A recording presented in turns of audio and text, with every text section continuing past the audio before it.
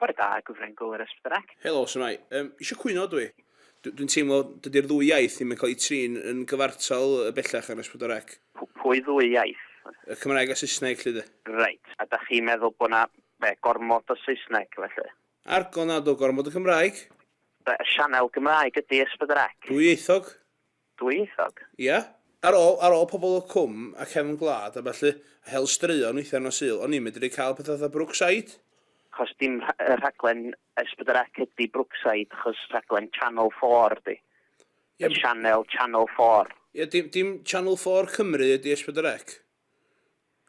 Channel 4 Cymru ydi enw. Na ni? Channel 4. Penderfynwyd rhannu'r rhaglenni oherwydd nad o'na ddim dau le ar y llwyfan darlledu pan oedd teledu digidol ddim yn bodoli. Be ddech chi'n neud? Darllan datganiad, ddech chi? Darllan datganiad? Na, dim o gwbl. Achos dwi wedi bod yn wael, ych chi'n gweld. Dwi wedi bod mewn coma am 8 mlynedd a dwi wedi deffro mae hyn wedi digwydd. Dwi wedi egluro'r atab i chi rwan, ond ydych chi'n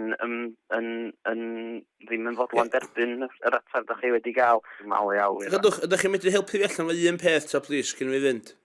Ia, mae'n dibynnu'n llwyr beth ydych chi angen wybod. Os yw'n gwybod ydw i, pa liw tei oedd Bryn Fawn wisgo yn y benod gyntaf o Pengelli?